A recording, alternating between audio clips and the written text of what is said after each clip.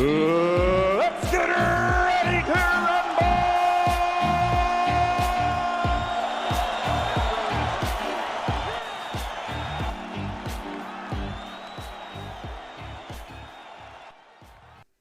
Hello, good evening.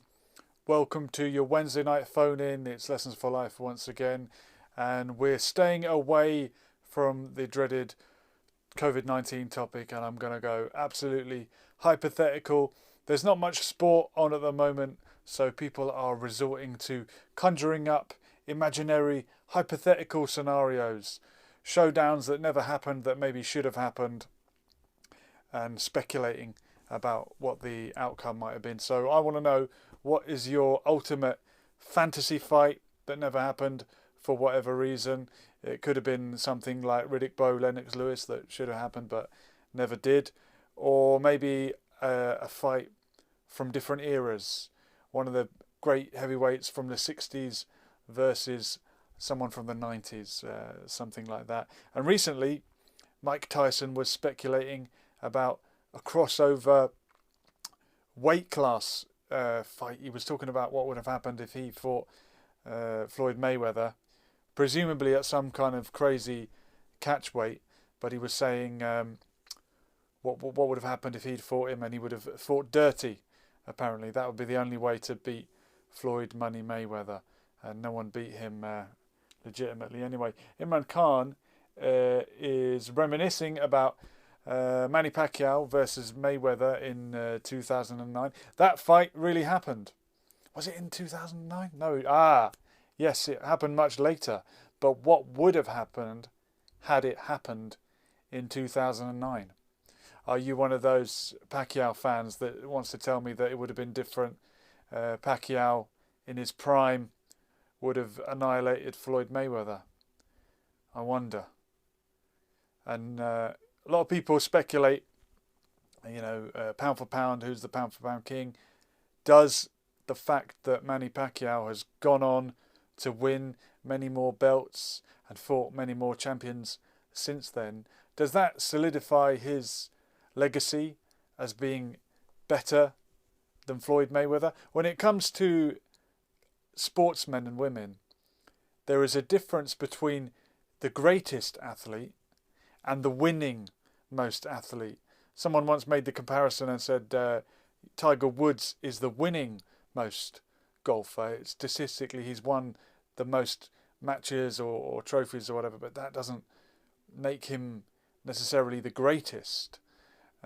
Sport is slightly more nuanced than that, and especially a sport like boxing, even when someone wins, we can speculate if it went the distance. Oh, the judges were corrupt. I disagree with the outcome.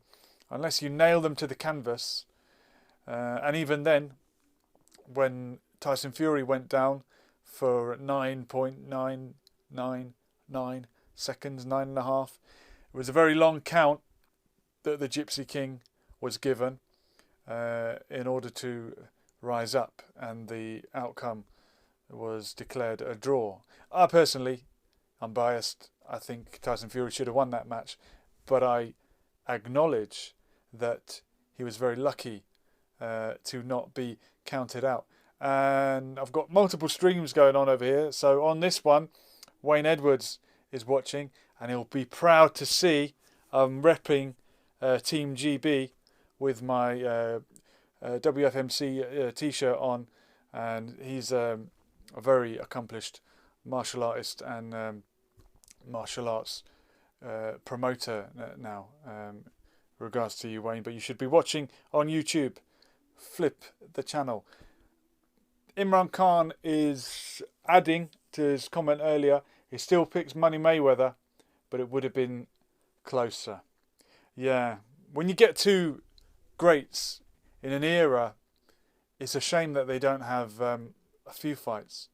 You know, back in the day, people used to have a trilogy. Fraser, Ali, they fought 3 times, and Ali won it 2-1. But my goodness, it was back and forth.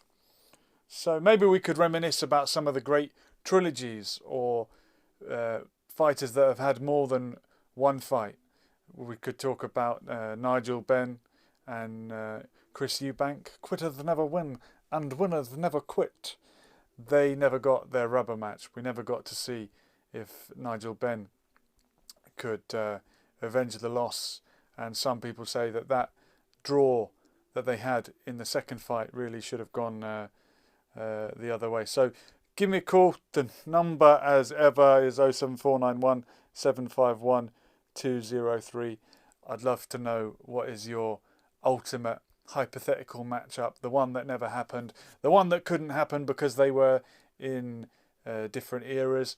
Maybe you want to speculate about a crossover match. Maybe what would happen if Floyd Mayweather fought Conor McGregor, not in the boxing ring, not in the octagon, but somewhere in between, somewhere like K1 rules or Muay Thai, something like that. And Imran Khan is asking the age-old question that diabetics don't like to answer. Which Sugar? Sugar Ray Leonard or Sugar Ray Robinson?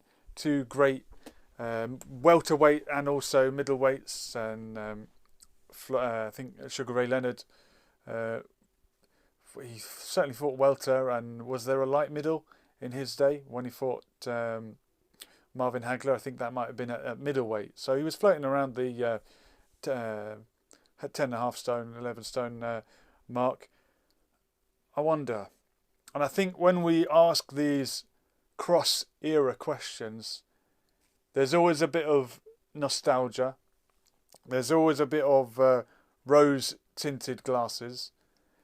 And we have to imagine, or we have to presume, that sport evolves as do athletes. So presumably the nutrition and the training methods of the 80s would have been far superior to those around in the 60s when Sugar Ray Robinson fought. So we have to think, well, if they fought in which era? How would Sugar Ray Leonard have got on fighting in the 50s? And under what rules? The rules have changed over the years. Are we talking a 15-rounder or a 12-rounder? I think Sugar Ray Leonard probably still went 15 rounds in his era. Someone in the comments tell me, Wayne Edwards will know, when did world title fights go from being 15 rounds to 12 rounds? I think it was the IBF who changed it first of all, and then the other boxing organisations followed suit. But yeah, 15 rounds, 12 rounds, it's a different pace. And people have debated recently about the merits of possibly going back to 15 rounders.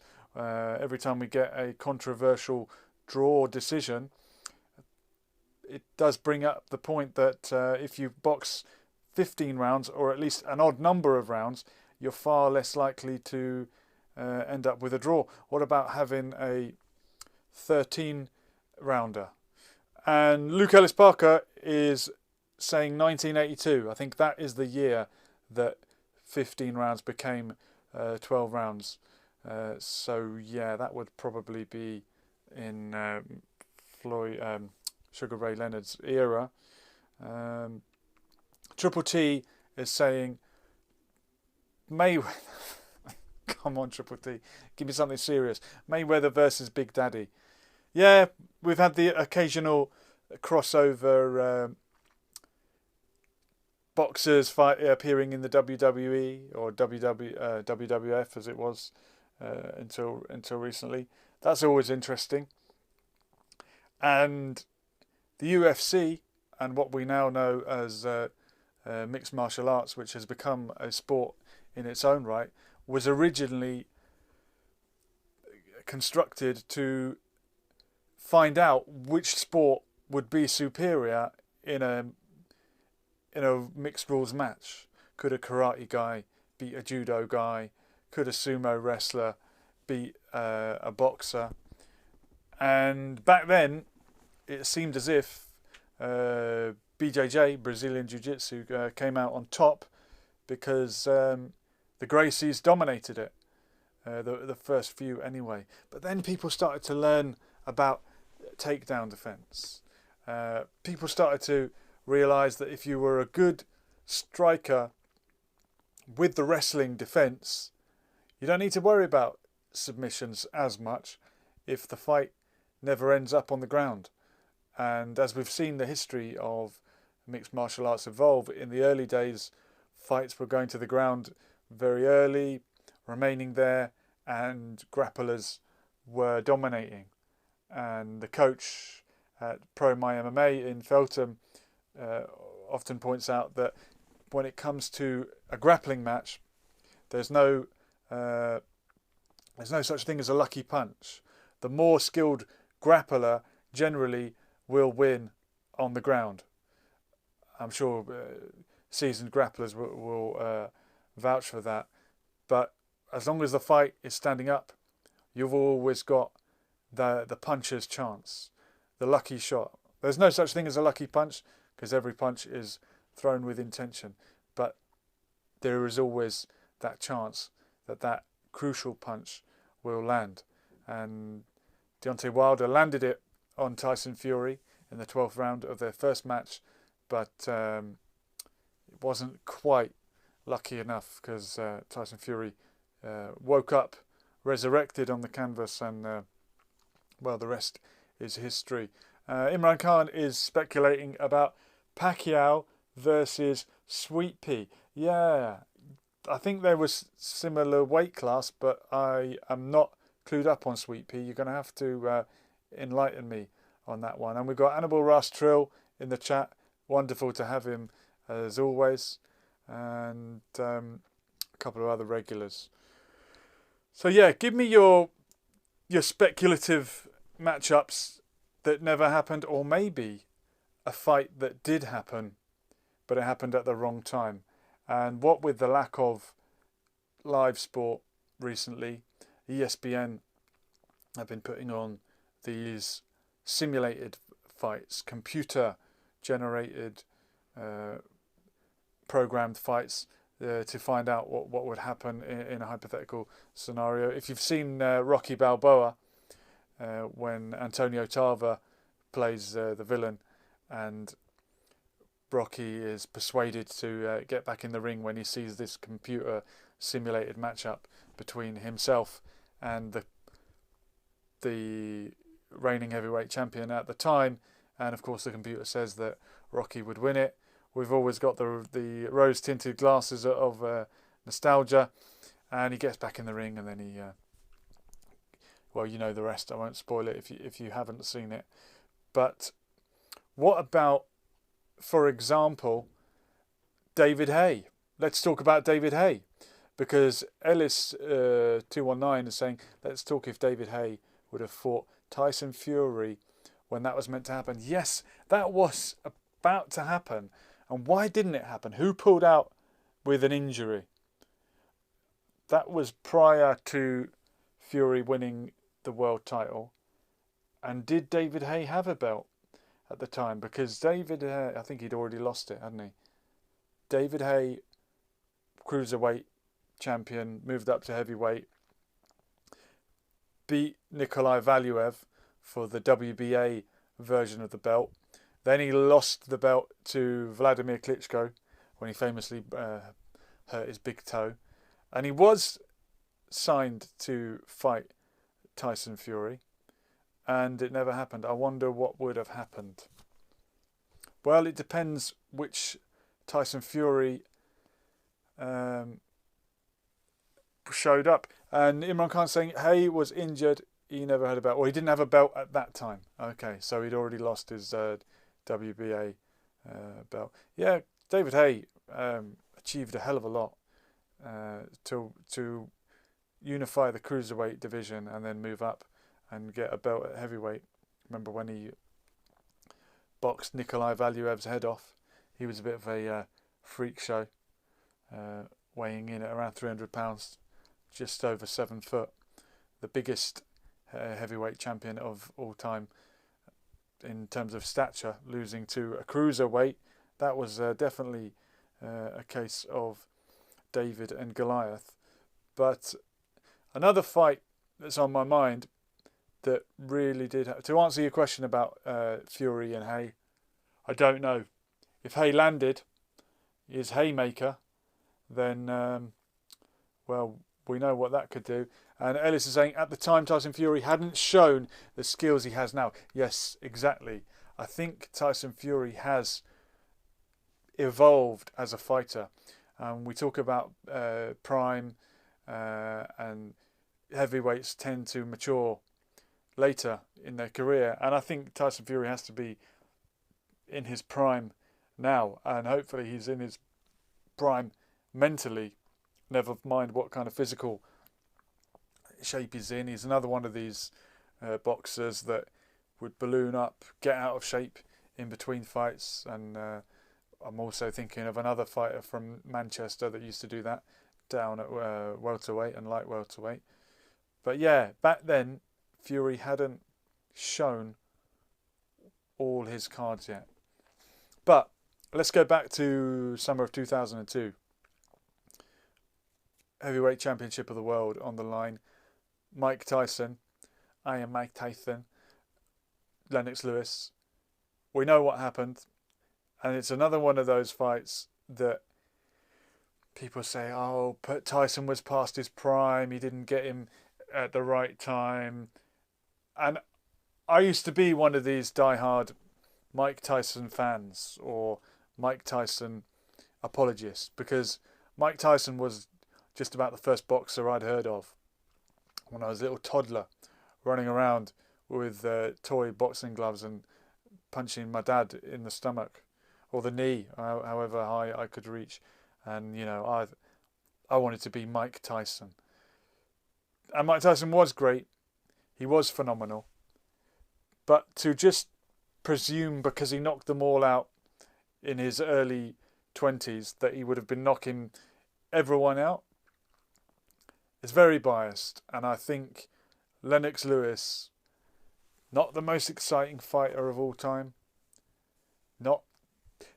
He wasn't the best at anything, but I think he was a very, very good all-rounder, if that makes sense. He didn't have a chin as solid as Vitaly Klitschko. He didn't have a hook like Mike Tyson, but he was a great all-rounder, and he had movement. He had the jab, which is the basics of boxing. But I think to excel in a sport, you need to do the basics well. So maybe I'm wrong. If you disagree, the number is on the screen, 07491 751 203. I begrudgingly admit that Lennox Lewis would have probably beaten Tyson whenever they fought. I know we talk about this air of invincibility, and maybe if Tyson hadn't lost to Buster Douglas, if he hadn't done this, if we don't need to say if so much about Mike Tyson. What he achieved was great in and of itself. The youngest ever heavyweight champion of the world. The most exciting, perhaps, but we don't have to imagine that he would have dominated every single fight there ever could have been. And don't take anything away from Lennox Lewis. Look, achievements are achievements, and these top 1% in the world, these elite athletes, they are achieving things that we can never dream of anyway. How many of us have even climbed it through the ropes, never mind won a world title? So what if you lose it and then win it back? You know, all these athletes should be proud of themselves, and it's human nature to want to put them in boxes and label them and draw up lists of who was the best. And I think Box Rec put something together, and whenever and this comes back to the winning most versus the greatest versus the most popular, a computer will always tell you a different story from what the heart will tell you. And boxing, we'll get on to other martial arts and sports soon, but boxing, like all combat sports, unless it ends in a knockout or a submission, is very subjective, and you can put as many figures as you want into CompuBox and say, oh, so and so landed this number of punches. There was a statistic the other day about such and such a fighter landing more shots on someone than anyone else, therefore he should have won the fight. Conor McGregor landed a hell of a lot of shots on Floyd Mayweather. I think because Floyd Mayweather let him. He walked him down with his guard up like that, something we've never seen before. But it's not fencing. It's boxing. It's a fight. You win the round by dominating the round. And it's not who lands the most punches, unlike in the Olympics, where there is some kind of, or there used to be some kind of computer scoring system where it was clean blows and scoring shots. But I don't think you can make an art form like boxing or other martial arts into a computerized, numerized score system. It has to be subjective. Different judges will look for and admire different things. Certainly Mexican judges will, depending on how much you've lined their pocket. Some of them, not all, but most. So unless you bring your own judge, as one of my coaches used to say, then you are risking leaving it up to the judges. Imran Khan is saying that Manny Stewart did a tremendous job. He certainly did. God rest his soul. And Pat Barrett, the Black Flash. You'll have to enlighten me on that one, HK Stocks. And Amlasam is saying CompuBox only tells a quarter of the story. Yeah, exactly. You can't be drawn into these statistics. I know they always bring them up at the end of every fight. Landed such amount, power shots landed versus whatever. How do you determine whether it was a power shot or not? What about missing shots? Should you be penalised for that? Well, I know they show how many shots thrown, how many shots landed. As I often say, a mediocre shot that lands is much better than a haymaker that misses. But let's talk about some other fights that never happened or that might have happened. I do want to bring up Bruce Lee, because that's the ultimate in hypothetical questions when we come to martial arts and mixed martial arts, and people are always very eager to voice their opinion on what would have happened if we'd had Bruce Lee in MMA. Okay, I've got a caller on line one, and I've got Andre, who's just joined us.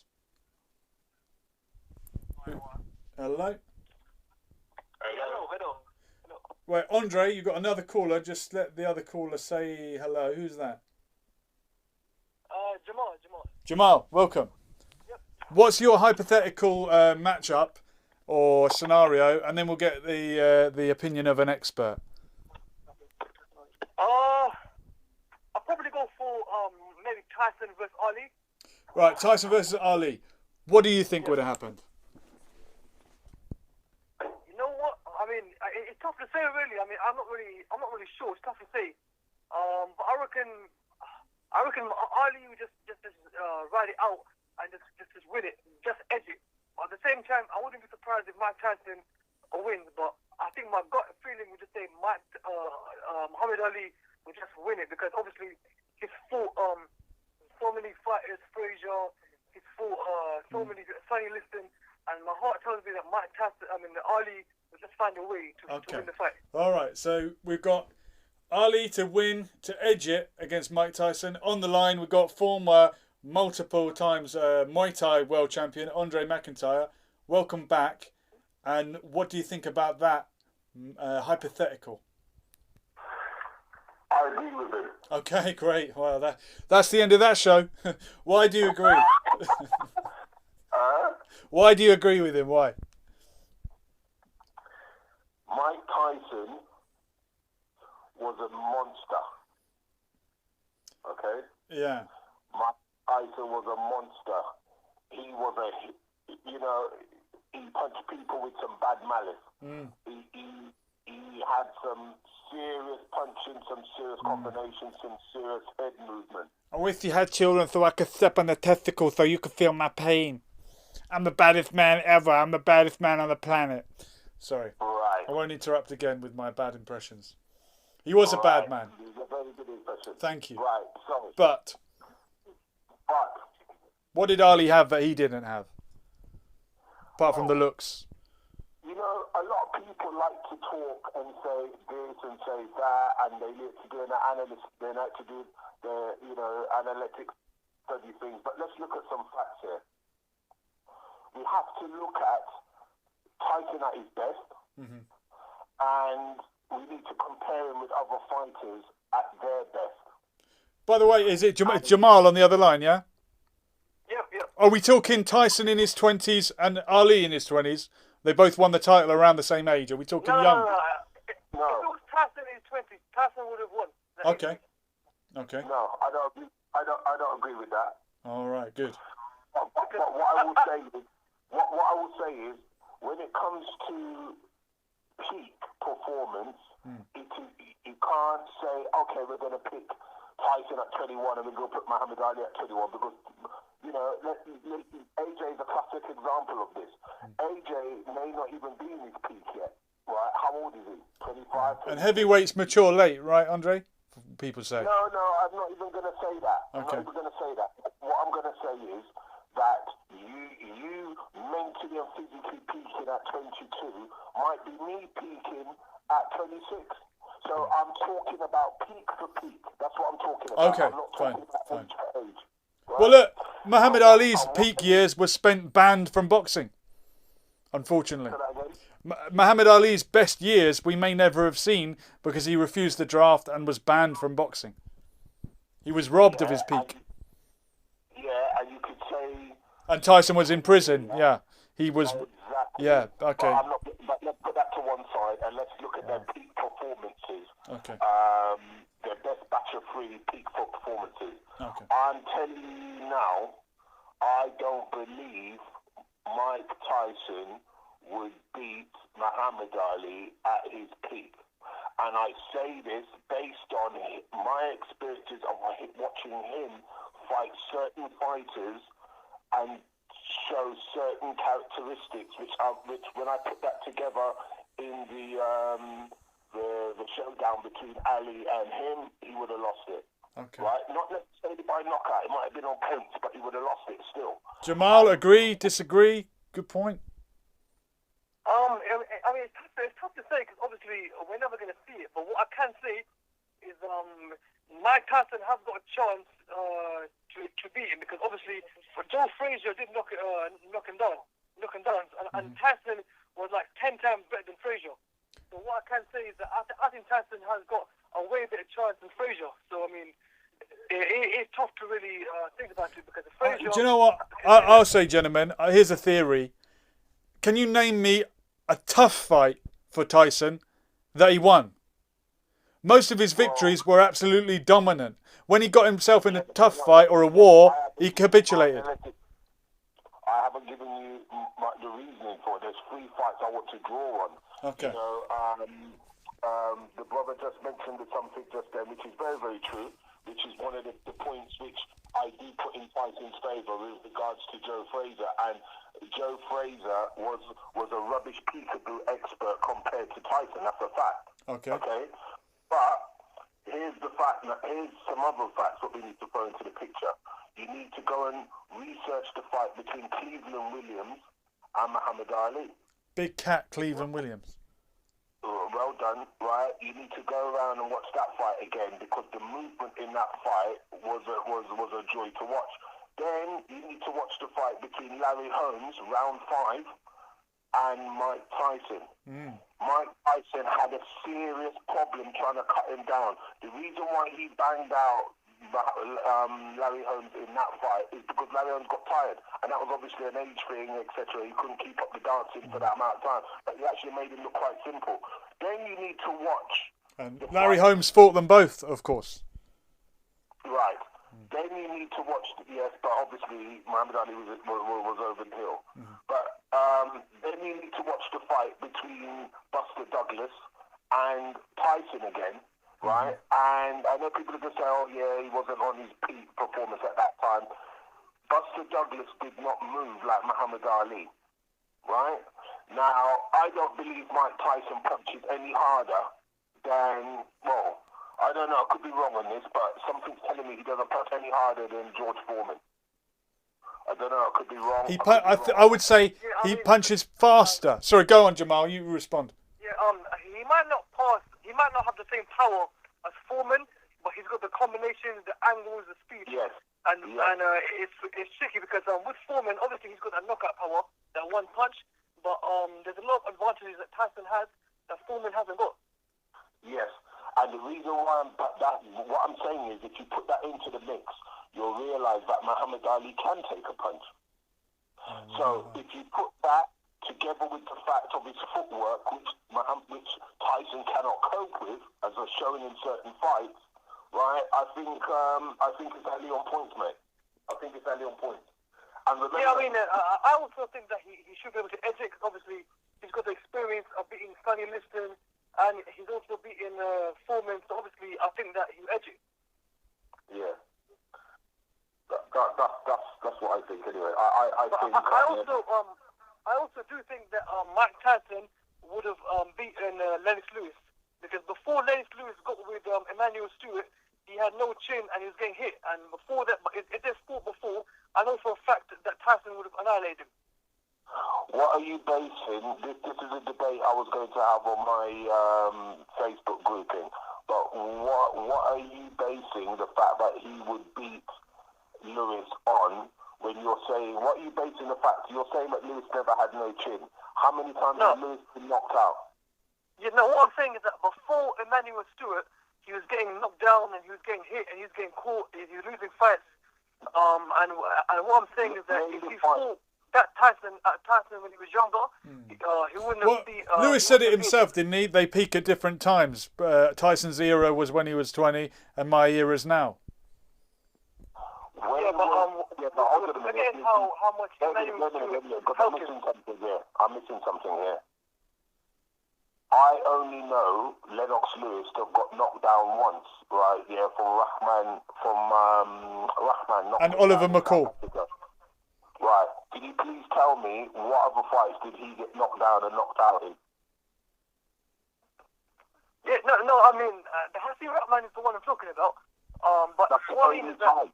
That is the only time. I don't know. I believe he got knocked out by Oliver McCall also. Who did?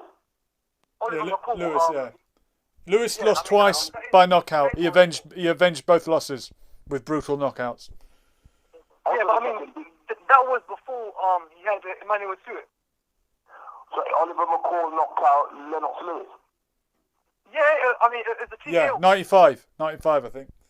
I didn't see that fight. Nor did Lewis. He blinked and missed it. But look, it's a fair point, and I think Jamal is saying that Manuel Stewart did wonders for Lennox Lewis. It shows you what a coach can do. I'm sure you'll tell us about that in a minute, Andre. But then again... Emmanuel Stewart took Lennox Lewis late in his career, didn't he? And still polished him, amazingly. Right.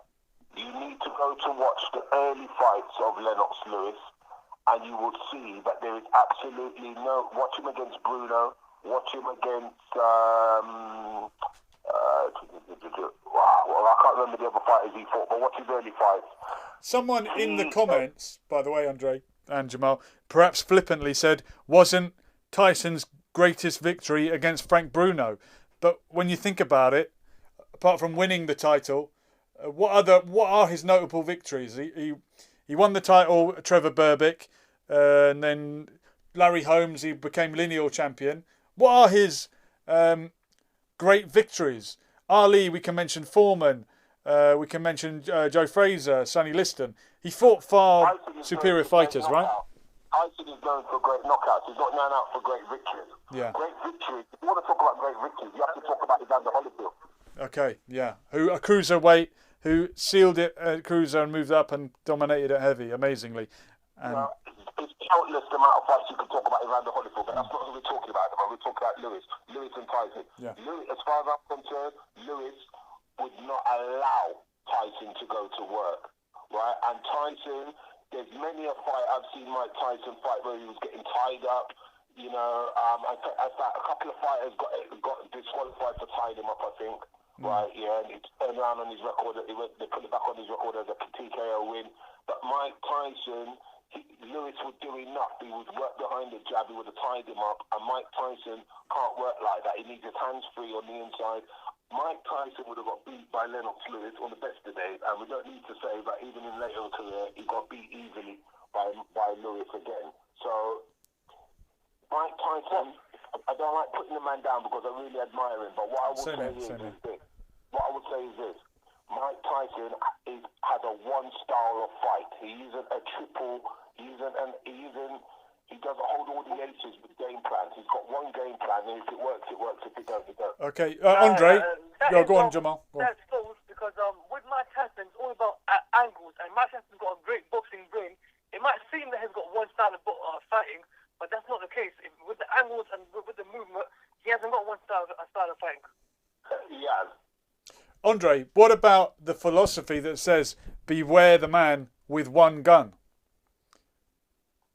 That is why Mike Tyson has notched up 40-odd wins, 50-odd wins, how many other wins he's got. It's because the beware of the man with the one gun philosophy works with him. But I'm saying Lennox Lewis. Hold on a minute. The fact of the matter is right, yeah, it is still one gun. If you're going hunting with the one gun, you're bound to get dinner because you're hunting with the one gun. But when you're moving into a war, which is what it is with Lennox Lewis, you're now using RPGs and tanks. It's a different situation. It's a different battlefield situation. Beware of the man with the one gun no longer exists. If you go up against a Zulu with a spear and a shield, right, yeah, on their battleground situation, you're going to have a problem. But when you start using Martini Henrys and rifles, etc., then your spears is not a challenge. And that is the situation with Mike Tyson. He's got a peekaboo style. How he applies it and what he does, I don't agree. If you watch all his fights, it's peekaboo.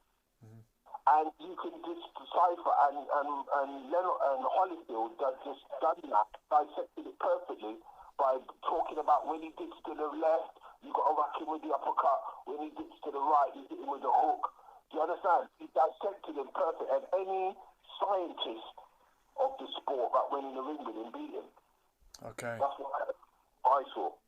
And I'm a man who studied his technique. I was trained in his technique by Stevie Mayer. Stevie Mayer was an avid Tyson fan, and I studied that style to fight a few of my fights. I know his style inside out. The fact of the matter is it is a certain style. There's certain techniques in Thai boxing that you can't use that style with. Sure. Right? Raven Decker was another fighter that used to use Mike Tyson's style. I don't know if he copied it off Mike Tyson, but he was the fast hooks coming in and all of this. Using it with the kick, using it with the elbow, using it with the knee. He was perfect at it. But the fact of the matter is there are certain styles it just does not work with. And you have to be able to adapt. No pro fighter should be going in the ring without 5 different styles. Without 3 different styles, as far as I'm concerned. And Mike Tyson has one style. You know, he don't fight off he's not a southpaw fighter, right? He's not a jab and move fighter. He didn't really have a jab, some would say. Yeah and no. Yes and no. He did have a jab. He just decided not to use it all the time. But he has one style, and that's peekaboo. Yeah. Well, Jamal, any more questions? Yeah, I don't agree with that because I just think that people just look at Tyson for the knockouts. They don't look at the angles and the movement. They only look at the knockouts. And I don't agree that he's only got one style of fighting because if he only had one style of fighting, he wouldn't have just won. He would have won like every single. People were scared of his power, but at the same time, if you look at his angles and his movement, it's not easy to just learn that. He had a great trainer who taught him. It wasn't only just one. I'm going to go there and knock you out. He also had a customer who really helped him and his angles and his movement was second to none. Yeah, I think he had good Jamal. footwork. Can we Jamal. credit his footwork, Andre? Jamal, if you his angles, once you cut down the angles, right, what else are you going up against? Power, right? Yeah. It's not the speed, and the peekaboo style is not easy to master because with the peekaboo style, all you do is you put your guard up, so your whole body is there to be hit. It's not easy to master the style. Yes. Jamal, I'm telling you now, the peekaboo style, for an expert who understands about boxing, or for an amateur who understands about boxing, and the trainer understands about boxing, to train somebody to fight against peekaboo, it's very easy. Peekaboo don't scare me in the slightest. If somebody's head, which is a small target, cannot be hit, you pin that, as soon as that person comes into range, you tie them up through their arm, you twist them on the ropes, or you push them back off the ropes, and you whack them whilst they're on the ropes to the body. You don't keep hunting down the head. You keep whacking them to the body and winning the fight. You may not knock that person out, but you're going to win on points. You push them back. You use your ramrod ramrod jab, and you slide and you slip. Peekaboo is nothing to be scared of if you understand it. It is very much the way that beginners are taught to box, though, isn't it, Andre? And maybe this is where the professional can... That's why they lose against it. Yeah. Right? Yeah, because they're taught to pin, to throw the jab, throw the right and cross to the body. Well, if the head's moving left and right, backwards and upwards and downwards, you're not going to land it, are you? So you throw the jab, you walk it, you tie him up, you turn him, and you whack him up. There is you've got to fight him at his game, which is tying him up. And Tyson had no answer for that. Yeah, but Lennox Lewis had no answer for Oliver McCall. Say that again? Lennox Lewis had no answer for Oliver McCall. It happens. He did in the rematch. Oliver McCall, he knocked him out cold. It was TKO. TKO and the way he fought. The way Oliver McCall fought that day, you know what I mean? Before, people were always thinking that he's going to destroy him, and Oliver McCall has 14 losses, and he still beat Lennox. When Lennox got beat by Oliver McCall, I can't remember the fight, but when Lennox Lewis got beat by Oliver McCall, had Oliver McCall already fought Bruno? I'm not sure. No, I believe McCall won the belt from Lewis, and then Bruno won it from him, who then lost it to Tyson when he came out of prison. The reason why I'm saying that is because, from fighting experience, when you don't rate a certain fighter, you go in there laxy-daisy, and it can affect the way you approach that fighter. Tyson done that with Buster Douglas, right? Yeah, when you go in there with a fighter and you don't really rate them, it can affect your whole training camp, and that can be happen. And I think history is already written, as you've already said, that when it came to the rematch, he busted them both up. Lennox Lewis busted them up. So it just goes to prove that it was a clear mistake. And in the fight game, it's hard not to make mistakes. You understand? There's so many weapons coming at you. Absolutely. So it can happen. Absolutely. It doesn't mean that he's not a technical expert. It doesn't mean that he technically wasn't an expert. And if you ask anybody about boxing, you know, like the pundits in boxing, they will tell you all day long that Lennox Lewis is better than Oliver McCall. Well, history has proven that, but even an Oliver McCall can beat a Lennox Lewis on the right night. Yes. Yeah, but Oliver McCall was a good fighter. Oh, he was. Look, I don't underestimate anyone that wins a world title. I'll say that now. Frank Bruno was a great fighter. You don't fight for world titles unless you're good. So clearly he was. Rahman was good. They weren't bums. That's right.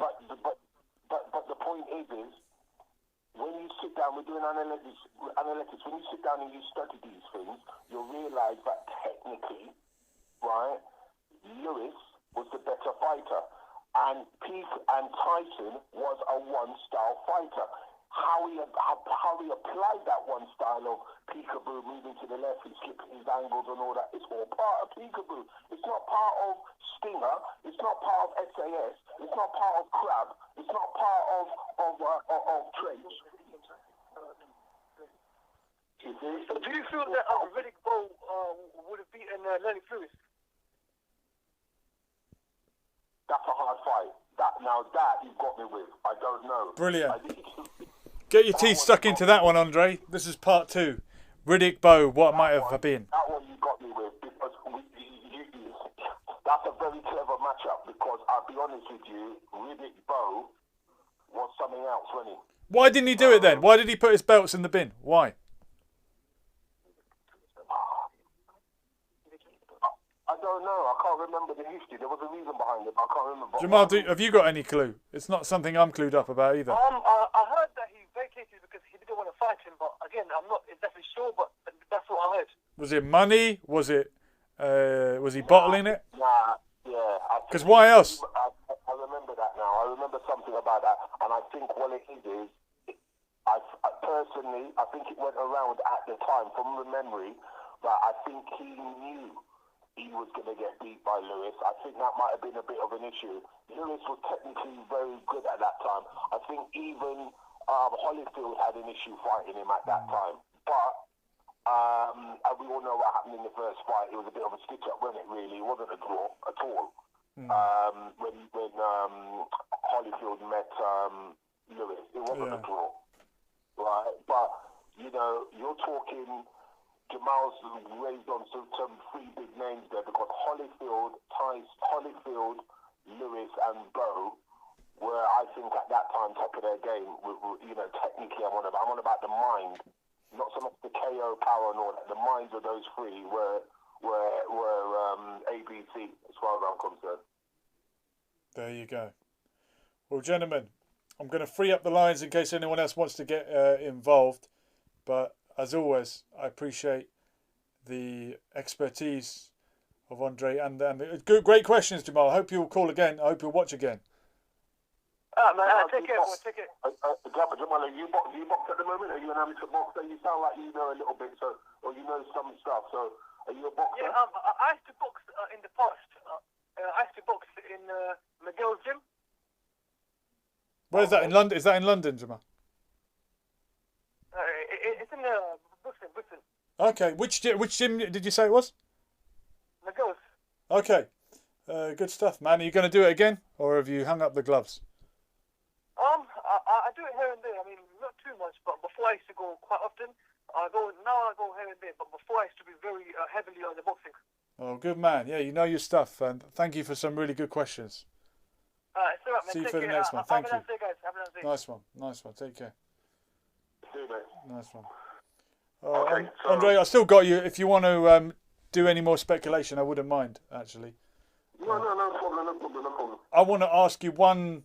If we get another call, we'll merge it. If not, we'll just wrap it up on an hour. I'm going to ask you one random hypothetical, if you don't mind.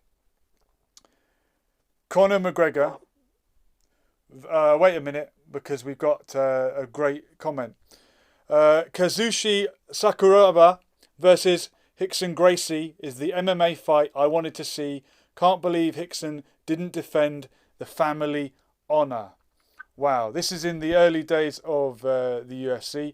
I'm going to ask Lee Aylett, sir, what he thinks would have happened and what he hopes would have happened. It sounds like he was disappointed in Rickson Gracie not defending the family honour, as he puts it. Did you have your eye on MMA back in those days, Andre, or were you always into the striking? Were you a purist? A lot of people don't know this, but Here comes I had a meeting with the British scout, so to speak, for the UFC back in 2007, 2008. Really? Yeah, in Birmingham, Paul Hennessy. Mm-hmm. And they were looking for a mixed bag of fighters to join the UFC back then. So they wanted to join the roster back then. It was on the cards. Sorry? It was on the cards, or it was a possibility. Yeah, it was after my fight with Rod Phillips, to be honest with you. I think you might have seen it on my page, but it was after my fight with Rod Phillips for the cruiserweight title, and they asked me to consider joining, and they were telling me about the fight deal, etc., etc. So I did have my eye on it, but I believe it was too late in my career. for me to be picking up on jiu-jitsu. Now, a lot of people don't know this, but I started judo at 5. So you do have a ground game, so to speak. I started at judo at 5. I was on and off with judo right up to the age of 18. And then I started jiu-jitsu at 14, and I'd done that until the age of 20. But I didn't maintain it because obviously my path took me down the Muay Thai side, and I kept up with that. Yeah. But I've always kind of, for self-defense reasons, maintained it, but it's not the same of the high-level black belt jiu-jitsu and judo experts you're seeing in UFC and in the MMA field. So I know if you don't train it, you will lose it. So basically, I did go down that route. But so in answer to what you're saying, yes, I did have my own, and I do respect and like watching UFC, but it's not something that I've missed the boat on that person, I think. No problem. Well, it's never too late to start a hobby, but I'm sure it will not be at the level that you fought Muay Thai, but it's great to dip in and out of these things. And I'm guessing the jiu-jitsu you did was in a gi, right? Would it have been gi, traditional jiu-jitsu? No, I don't know gi jiu-jitsu. Okay. Perhaps that's more akin to MMA, but I've heard there's benefits of training both, even for MMA. Yeah, but the thing is, the school I was in at the time, I done my jiu-jitsu with an instructor called Mark Bennett. Sorry, Steve Bennett. Okay. I don't know, his son's Mark Bennett. I don't know, jiu-jitsu with Steve Bennett. And Steve Bennett had combat jiu-jitsu. Is a major difference. He was into digging out eyes and all that kind of stuff. Okay. So it's not a sport. It's not a sport as such. No, it wasn't really a sport back then. It was a martial art back then, but I call it dirty martial art because the things they done like rip off ears and stuff like that. It was that kind of, you know, if somebody grabs you with the hand, you break off the thumb, stuff like that. It was that kind of jiu-jitsu, which was different. It was, you know, scratching and all that kind of stuff involved. It was a different type of jiu-jitsu. Ruthless. So it wasn't something really to be going into a sport side, really. Okay. But I've always had that in the back of my head for self purposes. Sure. Okay, look, last hypothetical question from me. We know what happened when Conor McGregor and Floyd Mayweather squared off in the boxing ring. And I'm sure in the octagon, Conor McGregor would eat him alive. But what about in a Muay Thai scenario or K1, a striking only match? Who's at the advantage? The mixed martial artist or the boxer? Are we talking specifically for Gregor and Mayweather, or are we talking just in general? Okay, we'll go specifically those two, first of all. Obviously, it's McGregor, isn't it? Yeah, you think that Mayweather's boxing will be completely negated in that scenario? Yes, because Mayweather is an artist.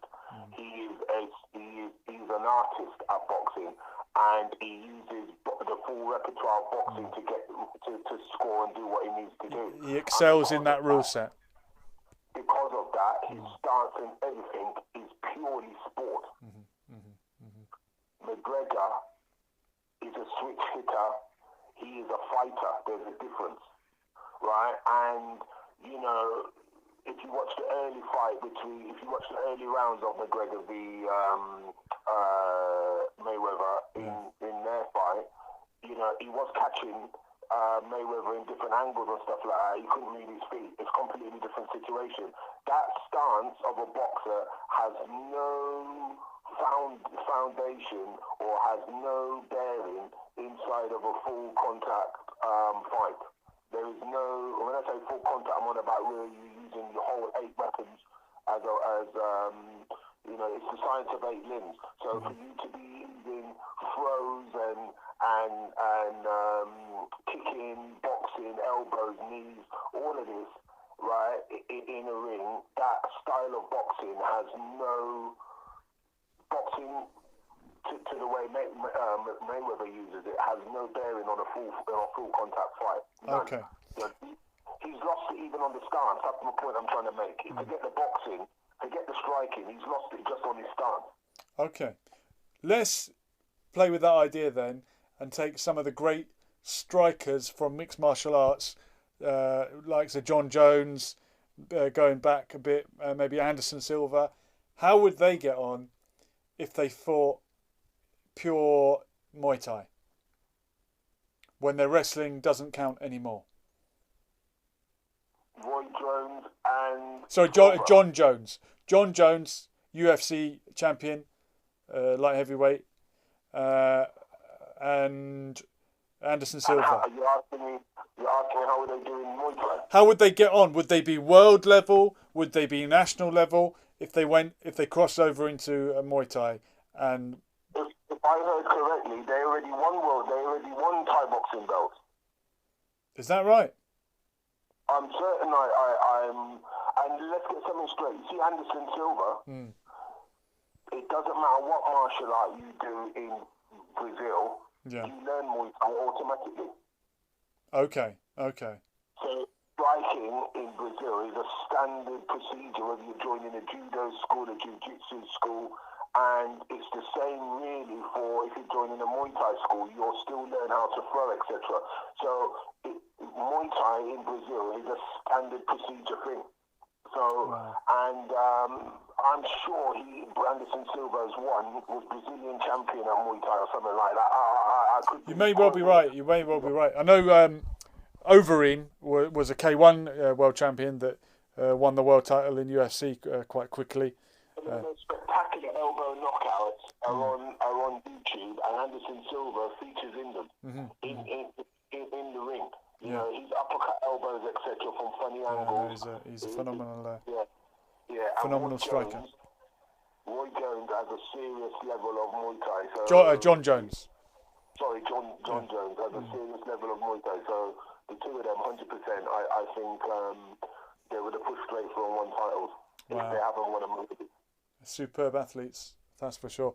Look, Andre, I'm glad we got this one out there. You were going to do it on another platform, and I have stolen it. I'm appreciative, bro. Teamwork, rest of teamwork. Absolutely. Well, thank you very much, and we'll catch up soon. You're always welcome on here. Thank you, Andre. Love, peace and blessings, and stay safe. Thank you, sir. You too. Bye, guys. Take care. Bye. Thank you. There goes Andre McIntyre, former Muay Thai, multiple times world champion. Well, look, I'm glad we talked about something else tonight. Bit of positivity. We got a lot of discussion going, a lot of debate, and if there's any other topics that people want to talk about, don't hesitate to get in touch. It doesn't have to be sports related, although I love talking about sports. Big up Annabelle Rastrill in the chat, and Darren Musso, thank you. He's saying that it's a good discussion. Yeah, I think so, and it's great to hear from Lee Aylett. And I do need to touch upon the topic that Lee mentioned the other night, which is how independent businesses and MMA clubs, boxing clubs, sports clubs are going to be suffering at the moment. But tonight it was just nice to sort of forget about it all for a while and let our imaginations take us elsewhere. Sport is always great for a little bit of escapism. So thank you for joining me. I'll do it again tomorrow night, 10 p.m. every night from 10 p.m. or thereabouts. This has been Lessons for Life. We'll do it all again soon, same time, same place. We were here and we're gone. Latest.